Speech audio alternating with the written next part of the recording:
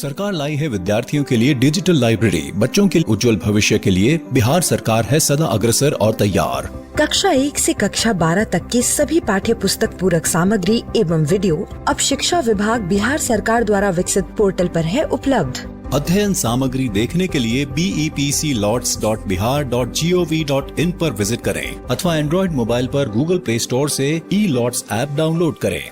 शिक्षकों, अभिभावकों एवं बच्चों से अनुरोध है कि इस ई-लाइब्रेरी का अधिक से अधिक लाभ उठाएं और अपनी पढ़ाई जारी रखें। हेलो बच्चों, कैसे हैं आप? जैसा कि आपको पता है कि स्कूल बंद होने के कारण हम अपनी पढ़ाई दूरदर्शन के माध्यम से कर रहे हैं और हमारे लिए क्लास 3 से 5 की पढ़ाई प्रतिदिन दोपहर 4 बजे से 5 बजे तक शुरू हो चुकी है। हमें क्या करना है कि रोज़ाना समय पर अपनी पेंसिल और कॉपी के साथ मेरा दूरदर्शन मेरा विद्यालय कार्यक्रम में शामिल होना है, जहां हम नई नई चीज़ें सीखेंगे, वह भी मनोरंजक तरीके से। तो तैयार है ना आप सब? आज हम लोग सबसे पहले पर्यावरण के बारे में जानेंगे और घूमने चलेंगे डाल डाल पर ताल ताल पर। फिर हमारे साथ होगी पौधों की परी और उसके बाद सुनेंगे पानी की कहानी एक बूंद की जुबानी। फिर हम चलेंगे राजू के स्कूल की सैर करने और उसके बाद छोटू की कहानी सुनेंगे छोटू का घर। फिर हम गणित से अपनी दोस्ती को और मजबूत करेंगे, 3 अंकों की संख्या के विस्तारित रूप को अच्छी तरह समझेंगे और उदाहरण के द्वारा उनके अपने जीवन में प्रयोग करना भी सीखेंगे। तो चलिए शुरू करते हैं आज की क्लास।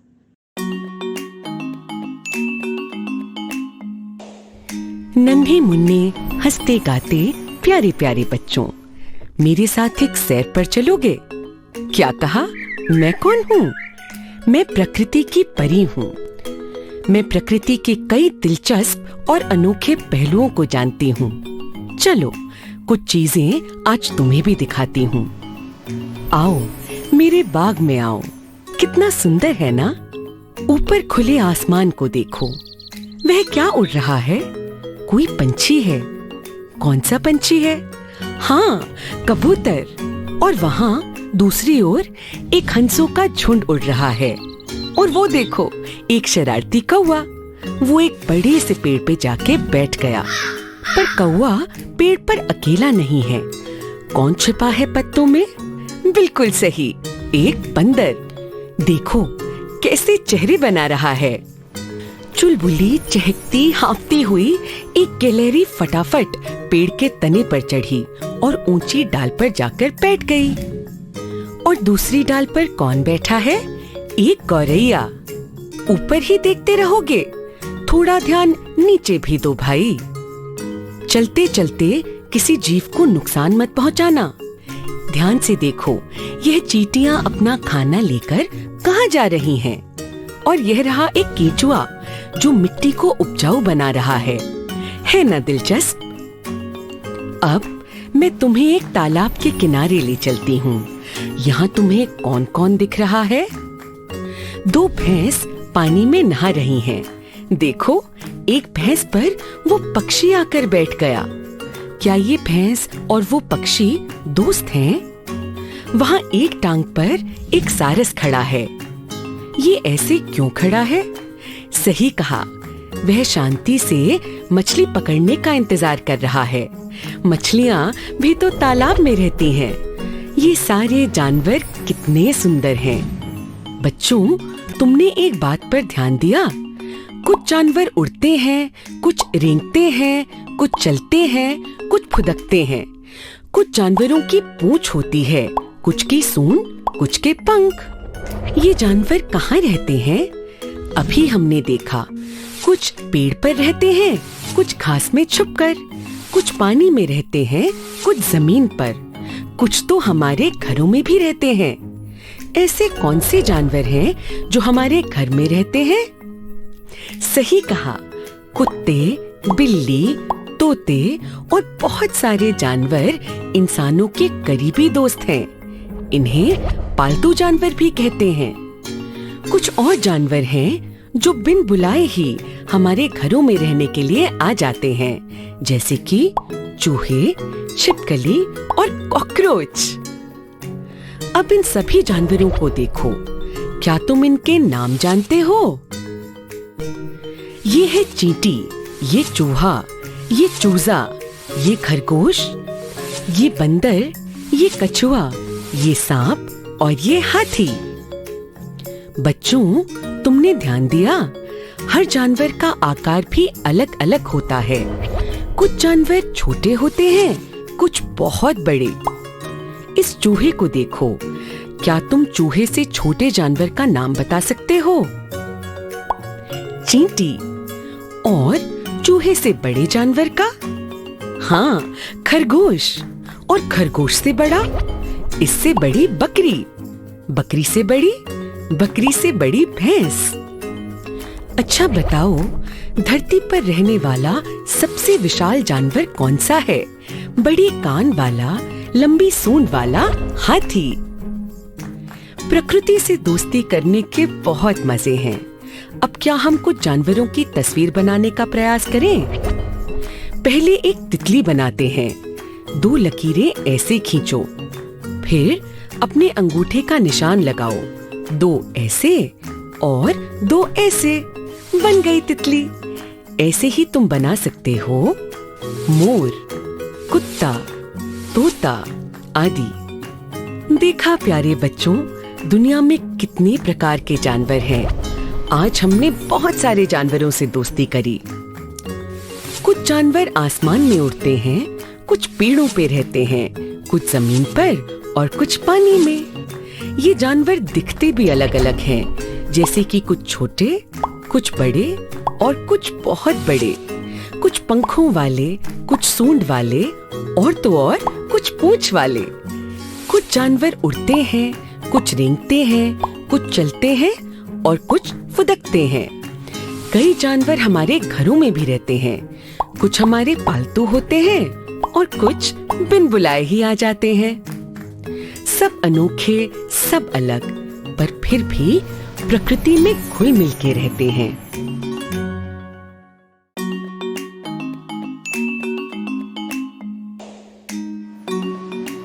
हेलो मेरे नन्हे दोस्तों, मैं हूँ प्रकृति की परी और प्रकृति के एक नए पहलू से तुम सबको मिलवाने मैं फिर आ गई। आज मैं बन जाती हूँ पौधों की परी। पौधे समझते हो ना? हरे हरे, कुछ बड़े तो कुछ छोटे पत्तों वाले, कुछ नाजुक तो कुछ सख्त टहनियों वाले, कुछ फूलों वाले तो कुछ फलों वाले। प्रकृति जब हरे रंग से भरपूर होती है तो कितनी खूबसूरत लगती है ना? आओ दोबारा मेरे बाग में चलते हैं। यहाँ पेड़ हैं, पौधे हैं, पत्ते हैं, फल हैं और फूल हैं। ये कार्बन डाइऑक्साइड को अंदर लेकर ऑक्सीजन बाहर छोड़ते हैं। वही ऑक्सीजन जो हमें जीवित रखता है। इन परोपकारी पेड़ और पौधों को करीब से जानने की आज कोशिश करते हैं। सबसे पहले देखो, पौधे कितने भिन्न प्रकार के होते हैं।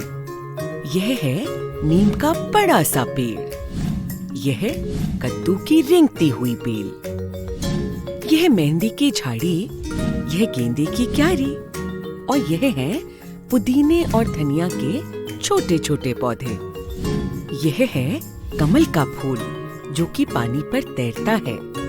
एक नन्हे मुन्ने पौधे पर और गौर करो, घास। हाँ, ये भी तो एक पौधा है।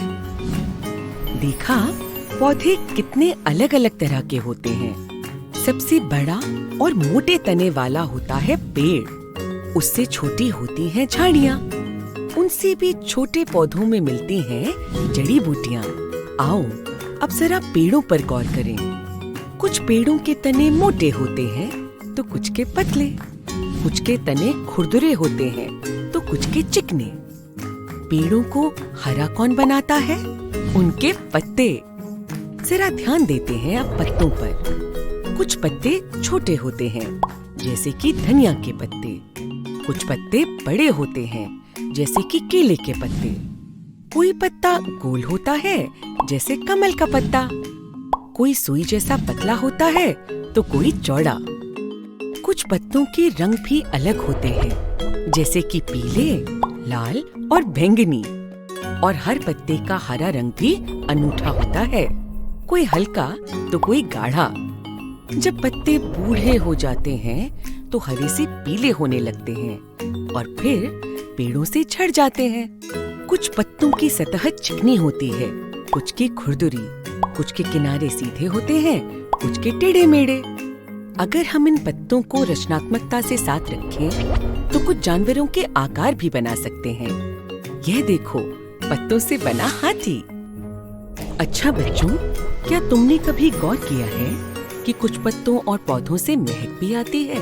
किसी बड़े की सहायता से कुछ पत्ते इकट्ठे करो, जैसे आम, नीम, धनिया, पुदीना और तुलसी। अब इन्हें सूंघ के देखो, सबकी महक अलग है।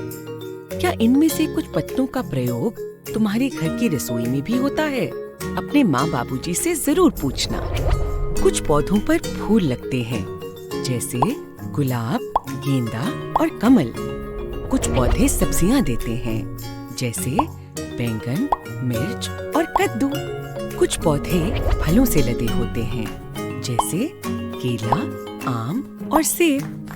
बाप रे, कितने प्रकार के पौधे और उनके कितने सारे उपयोग। बच्चों, अब ध्यान लगाओ और सोचो, तुमने अपने आसपास कौन से पौधे और पेड़ देखे हैं? मेरे अद्भुत बाग की सैर के बाद अपने घर के किसी बड़े के साथ सैर पर जाओ और प्रकृति का आनंद लो। पौधों और पेड़ों को नुकसान मत पहुंचाना, पर उनको छूकर और सूंघकर जरूर देखना। पौधे छूने और सूंघने से पहले बड़ों की अनुमति लेना मत भूलना।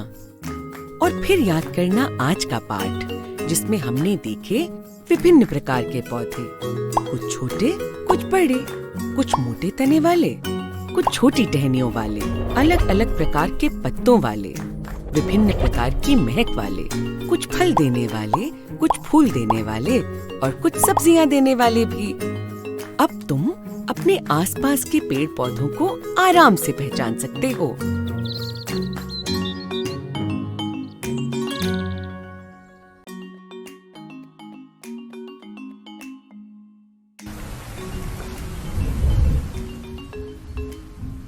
टिप टिप टप टप बहता पानी रुकता कब, टिप टिप टप टप बहता पानी रुकता कब। नमस्कार साथियों, आज सुनो पानी की कहानी, एक बूंद की जुबानी। जीवन पानी के बिना गुजारा नहीं जा सकता। पानी का प्रयोग न केवल पीने के लिए, बल्कि नहाने, ब्रश करने, खाना पकाने, पौधे उगाने, कपड़े धोने और न जाने कितनी चीजों के लिए किया जाता है। क्या और कोई अनोखे उपयोग हैं पानी के? तुम पानी कब कब इस्तेमाल करते हो? राजू को देखो, वह चित्र बनाते समय थोड़े से पानी का प्रयोग करता है। और अब छोटे लाल को देखो, वे गाड़ी धोते वक्त पानी का प्रयोग कर रहे हैं। माधव का तो पूरा खेत पानी से सींचा जाता है। और यह मुन्नी क्या कर रही है? यह अपने पालतू कुत्ते को पानी से ही नहला रही है। कुछ कामों में पानी ज्यादा लगता है, कुछ में कम। नहाते वक्त बहुत सारा पानी लग जाता है, पीते समय कम। घर धोने में पूरी बाल्टी पानी खत्म हो जाता है, पर आटा गूंथते समय 1 गिलास पानी से काम चल जाता है। पर तुम्हारी जरूरतें पूरी करने यह पानी आता कहाँ से है? सोचो, कुछ उदाहरण मैं तुम्हें बताती हूँ। नदी, तालाब, झील, झरना, नहर, कुआं, ट्यूबवेल, नल, टंकी, गर्म सोता, सागर। भारत एक विशाल देश है। यहाँ कई नदियाँ बहती हैं। क्या तुम कुछ के नाम बता सकते हो? मैं बताती हूँ। गंगा, यमुना, सतलज, कावेरी, ब्रह्मपुत्र, नर्मदा इत्यादि। पता है, करीब 70% धरती की सतह पानी से ढकी हुई है, जिसमें से मात्र 2.5% पानी ही पीने योग्य है। धरती की सतह पर पानी नदी, तालाब, सागर आदि के रूप में मिलता है। धरती की सतह के नीचे भी पानी पाया जाता है, जो पंप, कुआं, ट्यूबवेल आदि के जरिए बाहर निकाला जाता है। आओ, अब मेरे साथ आओ, राजू के घर में झांक के देखते हैं। राजू के घर के ऊपर एक टंकी रखी है। इस टंकी में पंप के जरिए पानी चढ़ता है और नलके से होता हुआ घर के कामकाज में इस्तेमाल किया जाता है। राजू के घर की रसोई और बाथरूम दोनों जगह नल का है। पीने का पानी राजू की माँ एक मशीन से भरती है, जो पानी को शुद्ध और पीने योग्य बनाती है। वह कुछ बाल्टी और बोतल पानी से भरकर भी रख लेती है। क्या पता कभी कहीं पानी चला गया तो। अब मुन्नी का घर देखते हैं। मुन्नी की माँ गांव के कुएं से पानी भरकर लाती है। वे बाल्टी और मटके में पानी भरती हैं और जरूरत के मुताबिक घर में उपयोग करती हैं। पीने का पानी उबाल कर इस्तेमाल किया जाता है। वे पानी जरा भी जाया नहीं होने देती। हर बूंद यानी कि मैं कीमती है। पानी जीवन का आधार है। मनुष्य, जानवर या पेड़ पौधे कोई भी पानी के बिना जिंदा नहीं रह सकता। इसलिए ये जरूरी है कि पानी व्यर्थ न किया जाए। तुम कभी अपने आसपास नल खुला मत छोड़ना। अगर नल बह रहा हो तो उसे जल्द से जल्द ठीक करना। रेन वाटर हार्वेस्टिंग अर्थात वर्षा जल संचयन के माध्यम से बारिश के पानी को इकट्ठा किया जा सकता है, कमी के समय में इस्तेमाल करने के लिए। क्या तुम भी कुछ तरीके सोच सकते हो पानी बचाने के? पानी अनोखा होता है। जिस भी बर्तन में डालो उसी का आकार ले लेता है। चाहे उसे मटके में डालें, सुराही में, बाल्टी में, लोटे में, बोतल में या गिलास में। कभी कभी दो बर्तन दिखने में अलग होते हैं, पर उनकी पानी भरने की क्षमता एक ही होती है। एक प्रयोग करके देखते हैं। इन दो गिलासों को देखो, अलग अलग दिख रहे हैं ना? एक लंबा और पतला है, एक चौड़ा और छोटा। अब लंबे और पतले गिलास में पानी भरते हैं। अब इससे पानी छोटे और चौड़े गिलास में डाल देते हैं। पूरा आ गया। मतलब कि अलग दिखने के बावजूद उनमें पानी भरने की क्षमता एक ही है। पानी की एक और अनोखी बात है, इसका अपना कोई रंग नहीं होता। जो रंग इसमें घोलो यह उसी रंग का हो जाता है। खुद करके देखो और इन खुले रंगों से क्यों ना एक चित्र बनाओ। तो दोस्तों, आज हमने पानी के बारे में बहुत सारी बातें करी। पानी बारिश की बूंदों के रूप में धरती पर टिप टिप टप टप करके बरसता है। पहाड़ों से होते हुए नदियों और तालाब में, हमारे घर के नलों, गांव के कुओं और सागर में मिल जाने तक पानी बहुत लंबा सफर तय करता है। पानी धरती की सतह के ऊपर और नीचे दोनों जगह मिलता है और हमारे बहुत काम आता है। कुछ कार्यों में कम पानी लगता है, कुछ में ज्यादा। हमने राजू और मुन्नी के घर में झांक कर देखा और जाना कि उनके घर में पानी कहाँ से आता है और कैसे उपयोग में लाया जाता है। आज हमने ये भी जाना कि पानी एक अनोखा पदार्थ है। इसका अपना आकार और रंग नहीं होता। यह सफर मेरे साथ करने के लिए शुक्रिया। फिर मिलेंगे दोस्त। तब तक एक एक बूंद बचाए रखना। टिप टिप टप टप बहता पानी रुकता कब? टिप टिप टप टप बहता पानी रुकता कब? टिप टिप टप टप बहता पानी रुकता कब?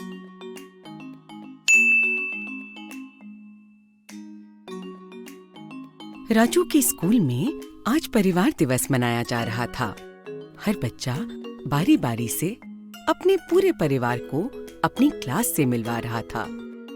राजू भी अपने पूरे परिवार के साथ स्कूल आया था। जब राजू की बारी आई तो वह अपने परिवार के साथ क्लास के सामने आकर खड़ा हुआ और सबका परिचय दिया। ये है मेरे पिताजी। मेरे पिताजी का नाम प्रकाश है। ये मेरी माँ है, इनका नाम है कविता। ये है मेरी बहन, इसका नाम दीपिका है, पर हम इसे प्यार से दीपू बुलाते हैं। और ये है मेरी दादी, ये घर में सबसे बड़ी है, इनका नाम है ललिता देवी। पूरी क्लास राजू के परिवार से मिलकर बहुत खुश हुई। अब पूरे परिवार ने साथ में तस्वीर खिंचवाई और घर वापस आ गए। आइए राजू के परिवार की फोटो को देखते हैं। सोचो और बताओ, परिवार के अलग अलग लोगों में क्या रिश्ता है? यह दोनों पति पत्नी हैं। यह दोनों पिता बेटे हैं। यह दोनों माँ बेटी हैं। यह दोनों भाई बहन हैं। यह दोनों दादी पोता हैं। यह दोनों माँ बेटे हैं। ऐसे ही अपने परिवार में भी सोचो कि सब एक दूसरे से कैसे जुड़े हुए हैं। आओ तस्वीर पर फिर से गौर करते हैं। दीपिका की आंखें बिल्कुल उसकी माँ जैसी हैं। राजू और उसके पिताजी के बाल बिल्कुल एक जैसे हैं। उन दोनों की तो खाने की पसंद भी एक है। एक परिवार के लोगों की कई बातें मिलती जुलती हैं। तुम बताओ, तुम किसके जैसे दिखते हो? तुम्हारी आदतें किससे मेल खाती हैं? राजू के घर की घंटी बजी। देखें तो कौन आया है? यह पुष्पा है। यह राजू के घर बर्तन धोने आती है। पुष्पा शहर के बाहर एक बस्ती में रहती है। उसके घर में कई सदस्य हैं। माँ बाप, 2 भाई, एक छोटी बहन और एक चचेरा भाई भी। पुष्पा ने स्कूल खत्म होने के बाद काम करना शुरू कर दिया था। उसके घर में सभी कुछ न कुछ काम करते हैं। पिताजी धोबी हैं और माँ और भाई स्त्री का काम करते हैं। छोटे भाई बहन पढ़ते हैं। चचेरा भाई शहर में दिहाड़ी मजदूर है। घर के काम में भी सब एक दूसरे की सहायता करते हैं। परिवार हमारा पहला स्कूल होता है। यहाँ हम बहुत कुछ सीखते हैं। राजू ने अपनी माँ से खाना बनाना सीखा और अपनी दादी से बहुत सी कहानियाँ सीखी। पुष्पा को उसके चचेरे भाई ने साइकिल चलानी सिखाई और अपनी माँ से उसने कई तरह के पारंपरिक गाने सीखे। दोनों अपने परिवार से आदर्श और अच्छे व्यवहार का ज्ञान भी प्राप्त करते हैं। दोनों के घरों में कुछ रिवाज, कुछ कायदे हैं। राजू के घर में ऊंची आवाज में बात करना नहीं पसंद किया जाता। पुष्पा के घर की रसोई में चप्पल पहनकर आना मना है। क्या तुम्हारे घर में भी कुछ रिवाज और कायदे हैं? और वे क्या हैं? जब राजू उदास होता है तो अपने पिताजी से सलाह करता है। जब उसे उत्सुकता होती है कुछ नया सीखने की, तो अपनी माँ या बाबूजी के पास जाकर खूब सारे सवाल पूछता है। पुष्पा को अपनी छोटी बहन के साथ खेलना बहुत पसंद है। जब वह अपनी बहन के साथ खेलती है तो सारी थकान भूल जाती है। पुष्पा और राजू दोनों को ही अपने परिवार से बहुत लगाव है। वे दोनों अपने घर में बड़ों का आदर करते हैं और काम में हाथ बटाते हैं। राजू रसोई में हाथ बटाता है। पुष्पा अपने पिता के साथ बाजार से सामान लेकर आने में मदद करती है। आज हमने देखा और जाना कि राजू और पुष्पा के परिवार में कौन कौन है और वे सब एक दूसरे से कैसे जुड़े हुए हैं। हमने समझा कि एक परिवार के लोगों की सूरत और आदतें मिलती हैं। हम अपने परिवार के लोगों से बहुत कुछ सीखते हैं और हमें उनसे बहुत लगाव होता है। परिवार के जरूरी मूल्यों में है छोटों का दुलार और बड़ों का आदर। परिवार से हम सही गलत, परंपरा, व्यवहार और अच्छे मूल्यों का पाठ पढ़ते हैं। तो बच्चों, सोचो कि तुम अपने परिवार से क्या क्या सीखते हो। आखिर तुम्हारा परिवार ही तो तुम्हारा पहला स्कूल है।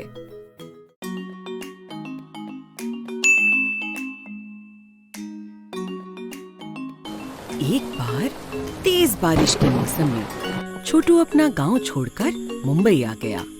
उसे लगा मुंबई में पैसे कमाकर वह घर भेजेगा ताकि उसके परिवार में खुशहाली आए।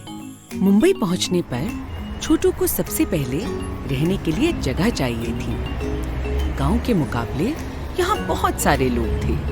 हर तरफ चहल पहल थी। तभी अचानक बारिश होने लगी। कुछ लोग खुद को बचाने के लिए अपनी बड़ी गाड़ियों में जा बैठे तो कुछ लोग इधर उधर भागने लगे। छोटू भी भागा बारिश से बचने के लिए और एक बड़े से पाइप के अंदर घुस गया। एक दिन और एक रात वो उस पाइप में ही सोया। अगले दिन उसने बारिश से भीगे अपने कपड़े धोए और एक रस्सी बांधकर उस पर सुखा दिए। उसने कुछ पत्थर और लकड़ियां इकट्ठी करी चूल्हा बनाने के लिए। पास के कूड़ेदान में उसे एक बर्तन मिल गया। उसे अच्छे से धोकर छोटू ने अपना खाना गर्म किया जो वह अपने साथ गांव से लेकर आया था। उसकी छोटी सी रसोई हो गई तैयार। एक टैंक में पानी भरकर छोटू एक मग्गा ढूंढ लाया। पाइप से बाहर निकलकर छोटू रोज सुबह नहाता था। यह टैंक, मग्गा और छोटा सा साबुन छोटू का गुसलखाना था। सोने की जगह, रसोई और गुसलखाना। छोटू के घर में अब हर सुविधा थी। सबसे ज्यादा समय छोटू पाइप के अंदर बिताता था। एक सुबह जब उसकी आंख खुली तो उसने देखा कि उसका दोस्त मोनू भी उसके गांव से शहर आ गया है। छोटू ने आवाज देके मोनू को अपने पास बुलाया और अपने साथ पाइप में रहने का न्योता दिया। मोनू बहुत खुश हुआ। कुछ दिनों बाद लकड़ी और टीन के सहारे मोनू और छोटू ने पाइप के साथ एक बैठने की जगह भी बना ली। अब छोटू और मोनू का घर पूरा हो गया। बच्चों, कैसा लगा छोटू का घर? क्या तुम इस घर में रहना पसंद करोगे? तुम कैसे घर में रहते हो? तुम्हारे घर में कौन कौन रहता है? आओ बच्चों, अब राजू के घर चलते हैं। उसके घर में वह, उसके माता पिता, उसकी छोटी बहन और उसकी दादी रहती हैं। एक दिन राजू एक छोटा सा बिल्ली का बच्चा घर ले आया। राजू घर के किस हिस्से में इस बिल्ली के बच्चे को रखेगा? राजू और उसकी बहन एक ही कमरे में रहते हैं। उसके माता पिता एक अलग कमरे में। दादी का भी एक कमरा है। हर कमरे के साथ एक गुसलखाना और शौचालय भी है। इतने छोटे से बिल्ली के बच्चे को बहुत रखरखाव की जरूरत है, तो राजू ने उसका छोटा सा बिस्तर अपने ही कमरे में लगाया। जब बिल्ली बड़ी हो गई तो पूरे घर में खेलने लगी और दिन ढलते ही आंगन में जाके बैठ जाती। बिल्ली का खाना और पानी दोनों उसको यहीं मिलता। राजू का पूरा परिवार इकट्ठा होता है बैठक में, जहाँ वे सबसे ज्यादा समय बिताते हैं। उसके घर के बाहर आंगन है और आंगन के आगे एक छोटा सा बगीचा। तो बच्चों, अब बताओ, राजू के घर में कौन कौन से हिस्से हैं? सोने की जगह, साथ बैठने की जगह, नहाने और शौच करने की जगह, खाना पकाने की जगह और घर के बाहर एक खुला आंगन और बगीचा। हमने जाना कि राजू बिल्ली को अपनी इच्छा से घर के अंदर लेकर आया था, लेकिन कुछ जानवर बिना हमारी अनुमति या इच्छा के पहले से ही घर में रहते हैं, जैसे चूहे, छिपकली, चींटी, कॉकरोच आदि। दीवार के कोनों में मकड़ियों के जाले पनप जाते हैं। कीड़े और चूहे गंदे कोनों से निकलते हैं और भागते दिखते हैं। ऐसा न हो इसलिए घर को साफ रखना बहुत जरूरी है। राजू के घर में पुष्पा दीदी सफाई करने आती हैं। वे पूरे घर में झाड़ू पोछा लगाकर रसोई में बर्तन धोती हैं। घर का कचरा पास ही म्युनिसिपैलिटी के कूड़ेदान में फेंक आती हैं। पुष्पा दीदी घर के अंदर सफाई रखती हैं और म्युनिसिपैलिटी घर के बाहर। छोटू अपने घर की सफाई खुद करता है। उसका घर खुले में है, इसलिए गंदगी और कीड़े मकोड़ों के अंदर आने का डर ज्यादा है। छोटू केवल पाइप के अंदर ही नहीं, बाहर भी सफाई करता है, ताकि आसपास की जगह भी स्वस्थ और सुंदर रहे। राजू के घर के दरवाजे पर तोरण लगा हुआ है। घर को और सुंदर बनाने के लिए खास त्योहारों पर राजू की माँ जमीन पर रंगोली बनाती है, तरह तरह की लाइट भी लगाती है। छोटू को भी अपना घर सजाने का मन है। उसने सोचा है कि जब दिवाली आएगी तो वो रंग बिरंगी लाइट की लड़ी से अपना पाइप सजाएगा। घर साफ, स्वस्थ और सुंदर हो तभी तो रहने में मजा है। तो बच्चों, आज हमने सीखा कि घर के कितने अलग अलग हिस्से होते हैं। हमने छोटू और राजू के घरों में जाकर देखा कि वहाँ कितने हिस्से हैं, कौन कहाँ रहता है, रसोई कहाँ है, गुसलखाना कहाँ है। हमने ये भी देखा कि घर में इंसानों के अलावा जानवर भी रहते हैं, कुछ बुलाए और कुछ बिन बुलाए। और आखिर में हमने समझा कि घरों को साफ और सुंदर रखना कितना जरूरी है।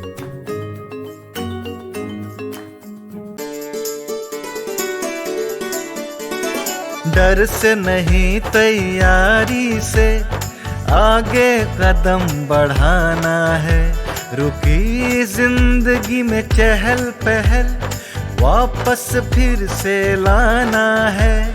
धोकर हाथ पहन कर मास्क सुरक्षित जीवन चलाना है।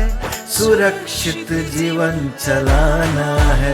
डर कर नहीं तैयारी से आगे कदम बढ़ाना है। डर कर नहीं तैयारी से आगे कदम बढ़ाना है। रखेंगे 2 गज की दूरी, सबको पौष्टिक आहार खिलाएंगे, बच्चों और बूढ़ों का करेंगे ख्याल।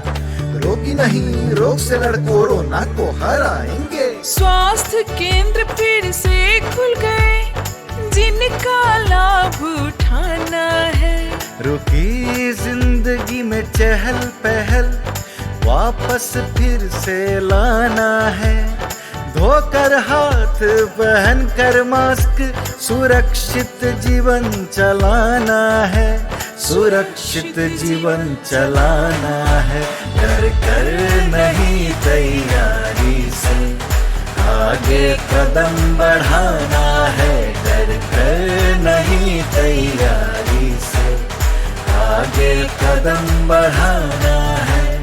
टीकाकरण की शुरुआत हो गई है, पर पहले की तरह हमें मास्क लगाना और 2 गज की दूरी बनाए रखना अभी भी जरूरी है। स्वास्थ्य विभाग और सूचना एवं जनसंपर्क विभाग बिहार सरकार द्वारा जनहित में जारी। जीतेगा बिहार। हेलो बच्चों, क्या आपको बड़बोले चाचा की कहानी पसंद आ रही है? इस पाठ में हम 3 अंकों की संख्या को विस्तारित रूप में लिखने से संबंधित कुछ साधारण गलतियां देखेंगे। बड़बोले चाचा चंदा और गोलू से कुछ पहेलियां पूछ रहे हैं। तुम दोनों में से जो मेरी पहेली का सही जवाब देगा उसे मैं 1 टॉफी दूंगा। चाचा चंदा और गोलू से कह रहे हैं, क्या तुम इस विस्तारित रूप से संख्या बना सकते हो? चाचा ने अपनी पहली पहेली पूछी। चंदा और गोलू दोनों पहेली का उत्तर सोचने लगे। बच्चों, आप भी इस पहेली का उत्तर सोचो। चंदा ने तुरंत जवाब दिया, 352। क्या आपको चंदा का उत्तर सही लग रहा है? ये उत्तर गलत है। चाचा ने चंदा से कहा, क्या आप सही उत्तर जानते हैं? आइए इस पहेली को एक साथ हल करें। बच्चों, विस्तारित रूप को हम हमेशा 3 अंकों की संख्या, फिर 2 अंकों की संख्या और अंत में 1 अंक की संख्या इस क्रम में लिखते हैं। इसलिए हम इस विस्तारित रूप को इस तरह लिखेंगे। अब हम पहले 50 और 3 जोड़ेंगे, ये बन गए 53। अब हम 200 में 53 जोड़ेंगे तो बन गई हमारी संख्या 253। तो चाचा के पहेली का सही जवाब 253 है। आइए देखें कि चाचा की दूसरी पहेली क्या है। क्या इस संख्या 2 संख्याओं का विस्तारित रूप एक समान है? चाचा ने चंदा और गोलू से पूछा। गोलू ने जवाब दिया, हां। क्या गोलू का जवाब सही है? आइए देखें। इस पहेली को हल करने के लिए हमें दोनों संख्याओं के विस्तारित रूप लिखने होंगे। 798।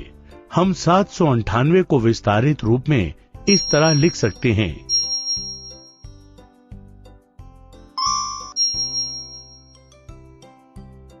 और 897 को विस्तारित रूप में इस तरह लिखा जा सकता है।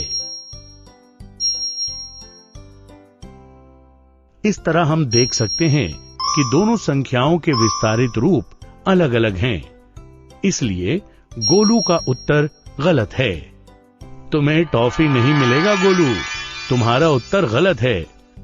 तुमने विस्तारित रूप लिखते समय 100 और 1 के स्थानों के अंकों में अदला बदली कर दी, इसलिए तुम्हें दोनों विस्तारित रूप एक जैसे लगे, जबकि वास्तव में ये दोनों संख्याओं के विस्तारित रूप अलग अलग है।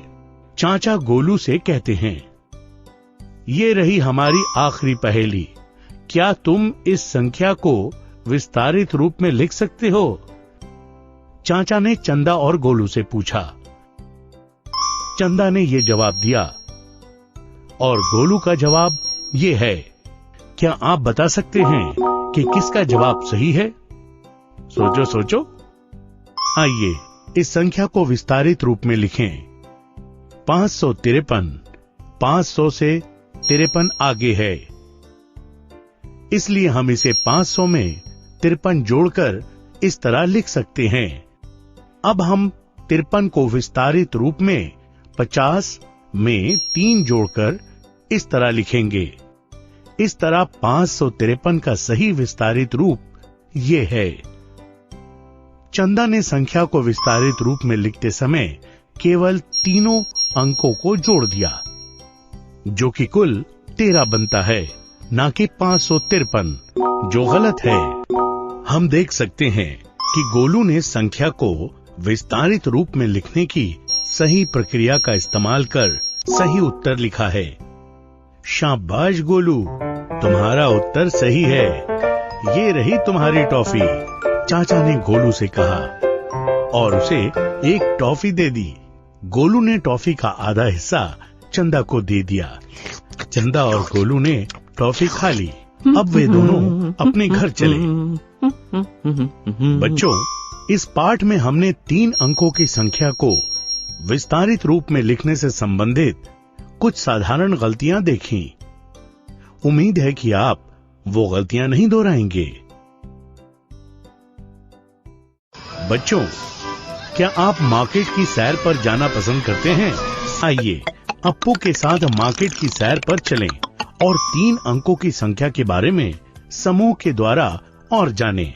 अप्पू के जन्मदिन के अवसर पर उसने सभी को पार्टी के लिए आमंत्रित किया है। पार्टी की तैयारी के लिए वो मार्केट से कुछ वस्तुएं खरीदने आया है। चलो हम भी उसके साथ चलें। पहले अप्पू बनी खरगोश के स्टॉल पे जा रहा है। उसे सभी मेहमानों के लिए टोपियां खरीदनी है। मुझे 425 टोपियां चाहिए, अप्पू ने बनी से कहा। लगता है बनी का कारोबार बहुत अच्छा चल रहा है। देखो उसके स्टॉल पर कितनी भीड़ लगी है। अरे वाह, बनी तेजी से ग्राहकों को वस्तुएं दे रहा है। अप्पू ने तुरंत अपना बड़ा झोला आगे किया। बनी ने बिल्कुल तेजी से उसमें टोपियां भर दिए। अप्पू को कुछ पता ही नहीं चला कि बनी ने उसके झोले में कब टोपियां भर दिए। उसने बनी को टोपी के पैसे दिए और घर लौटा रहा है। अप्पू बनी से खरीदे हुए टोपियां गिन रहा है। ये क्या? बनी ने अप्पू को 425 की जगह केवल 420 टोपियां दी हैं। अप्पू ने टोपियों को 2 बार गिना, मगर दोनों बार गिनती 420 टोपियां हुई हैं। अप्पू निराश है। वो सोच रहा है कि उसे टोपियां बाजार में ही लेनी चाहिए थी, मगर बनी की दुकान पे इतनी भीड़ में वो गिन भी तो नहीं पाता। अप्पू अगले दिन फिर मार्केट जा रहा है। आइए देखें वो आज क्या खरीदने जा रहा है। अप्पू ने अपने जन्मदिन के लिए बड़बोले बतख चाचा को कपड़े सिलने के लिए कहा था। वो उनकी दुकान पर अपने कपड़े लेने आया है। चाचा की दुकान पर अप्पू को कुछ चमकीली थैलियां नजर आ रही हैं। चाचा, ये थैलियां किस लिए हैं? अप्पू ने चाचा से पूछा।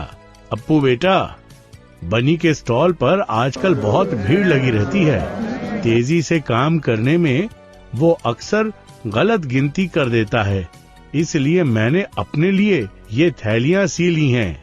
चाचा ने अप्पू से कहा। लेकिन ये थैलियां आप कैसे इस्तेमाल करेंगे चाचा? अप्पू ने चाचा से पूछा। मान लो तुम्हें बनी से 367 गेंद खरीदनी है। मेरे पास 2 तरह की थैलियां हैं। एक जिसमें तुम 100 वस्तुएं रख सकते हो और दूसरी जिसमें तुम 10 वस्तुएं रख सकते हो। चलो पहले इन गेंदों को एक एक करके गिने, लेकिन ऐसा करने में बहुत समय लगेगा, इसलिए क्यों ना हम इन्हें 10-10 की थैलियों में गिने। लेकिन फिर भी काफी समय लग रहा है, तो क्यों ना 10-10 की थैलियों को इकट्ठा करके 100 की थैली बना ले।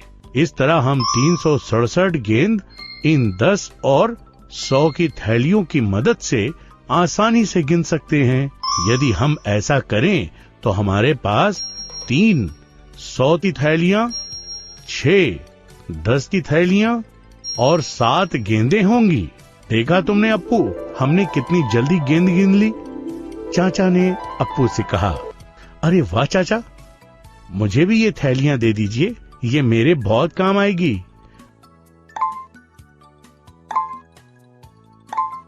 थैलियां लेके अप्पू बनी के स्टॉल आया है। मुझे 224 मास्क दे दो। बच्चों, क्या आप 224 को विस्तारित रूप में लिख सकते हो?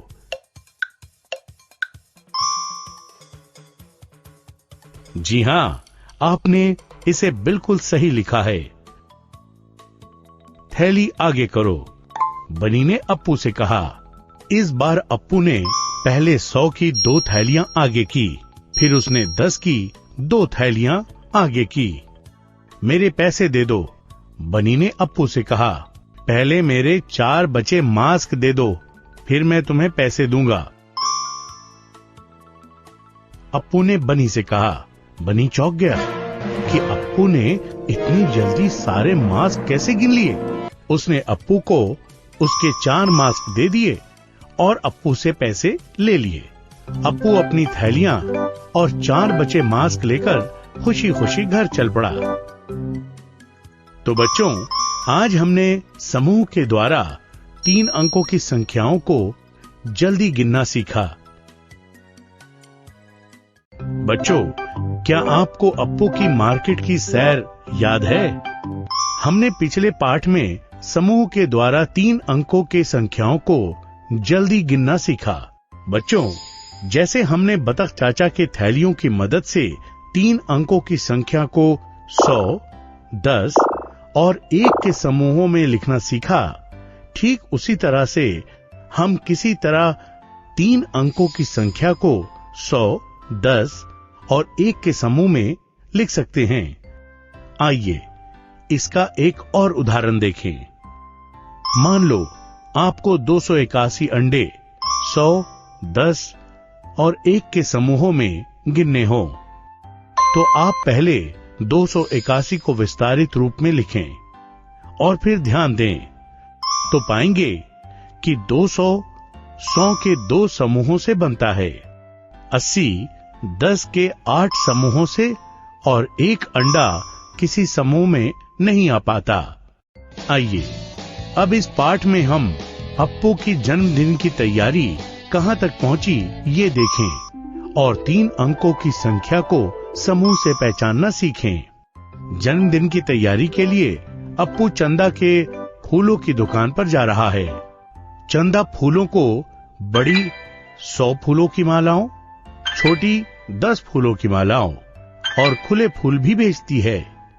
अप्पू को चंदा ने 3 100 फूलों की मालाएं, 2 10 फूलों की मालाएं और 7 खुले फूल उसके घर को सजाने के लिए दिए हैं। अप्पू ये सोच सोच के परेशान है कि चंदा ने उसे कुल कितने फूल दिए हैं। आइए देखें ये कौन सी संख्या है। यदि हम 3 100 फूलों की मालाओं को जोड़ें तो कुल 300 फूल हुए। अब हम 2 10 फूलों की मालाओं को जोड़ेंगे तो कुल 20 फूल हुए और हमारे पास 7 खुले फूल हैं। अब हम विस्तारित रूप से संख्या लिखने की प्रक्रिया की मदद से संख्या को पहचान सकेंगे। इस तरह चंदा ने अप्पू को कुल 327 फूल दिए हैं। अब अप्पू अपने मेहमानों के लिए लड्डू ले जाना चाहता है। हर मेहमान के लिए उसे 1 लड्डू चाहिए। उसने 6 100 लड्डू के बॉक्स लिए, 4 10 लड्डू के बॉक्स लिए और 3 खुले लड्डू लिए। क्या आप बता सकते हैं कि अप्पू के घर कितने मेहमान आने वाले हैं? आइए इसे एक साथ करते हैं। 6 100 लड्डू के बॉक्स में 600 लड्डू हैं, 4 10 लड्डुओं के बॉक्स में कुल 40 लड्डू हैं और 3 खुले हैं। अब विस्तारित रूप से हम संख्या को लिखेंगे और 643 संख्या तैयार है। अरे वाह, अप्पू की पार्टी में 643 मेहमान आने वाले हैं। चलो आप और हम भी चलें। अप्पू अपनी पार्टी धूमधाम से मना रहा है। तो बच्चों, आज हमने 3 अंकों की संख्या के समूह से पहचानना सीखा। हेलो बच्चों, क्या आपको अप्पू की पार्टी में मजा आया? पिछले वीडियो में हमने 3 अंकों की संख्या को समूह में पहचानना सीखा। इस वीडियो में हम टोकन का इस्तेमाल कर 3 अंकों की संख्या को लिखना सीखेंगे। अप्पू की पार्टी में उसे ढेर सारे उपहार मिले हैं। आइए देखें अप्पू को कौन से उपहार मिले हैं। बनी ने अप्पू को 125 पेंसिल उपहार के रूप में दी है, लेकिन क्योंकि बनी तेजी से गिनने में गड़बड़ करता है, अप्पू इन्हें दोबारा गिन रहा है। अप्पू एक अनोखी तरह से पेंसिल को गिन रहा है। वो एक पेंसिल को गिन अपने टेबल पर ऐसा एक टोकन जिस पर 1 लिखा है रख देता है। जब उसके पास ऐसे 10 टोकन हो गए तो वो उन्हें ऐसे एक टोकन से बदल देता है जिस पर 10 लिखा है। अब आगे जब उसके पास ऐसे 10 टोकन हो गए तो वो उन्हें ऐसे एक टोकन से बदल देता है जिस पर 100 लिखा है।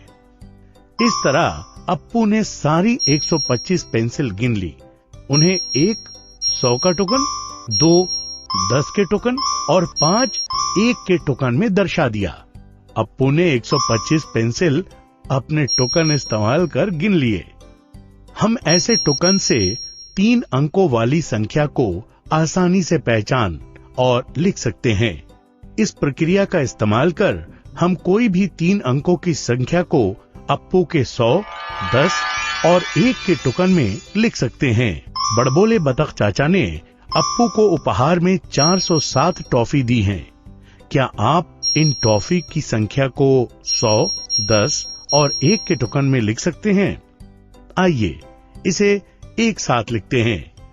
हम 407 को विस्तारित रूप में इस तरह लिख सकते हैं।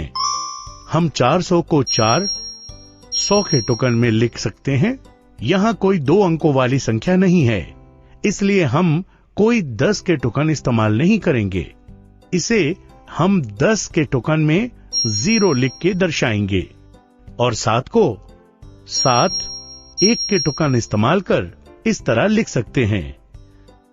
इस तरह हम 407 टॉफी को 100, 10 और 1 के टोकन में लिख सकते हैं।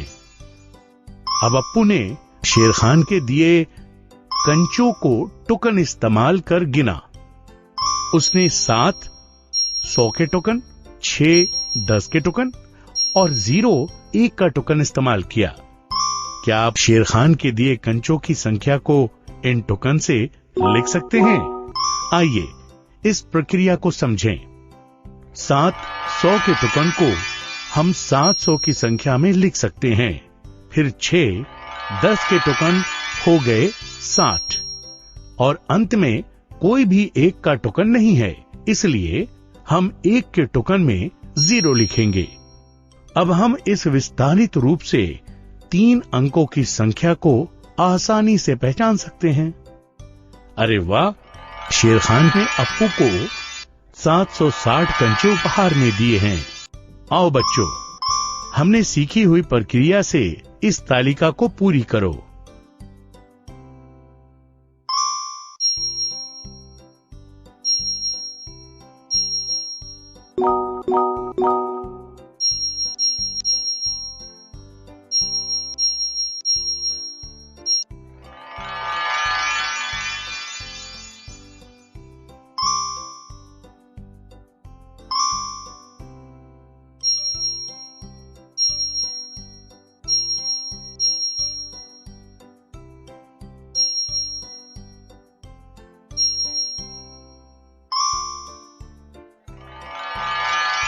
शाबाश बच्चों, आपने ये बिल्कुल सही उत्तर दिए हैं। अप्पू इतने सारे उपहार पाकर देखो कितना खुश है। तो बच्चों, इस पाठ में हमने टोकन का इस्तेमाल कर 3 अंकों की संख्या को लिखना सीखा। तो आशा करती हूँ बच्चों आज के एपिसोड में आपने जरूर कुछ नया सीखा होगा। तो घर पर रहें, पढ़ते रहें, बढ़ते रहें। मिलते हैं अगले एपिसोड में। बाय बाय बच्चों।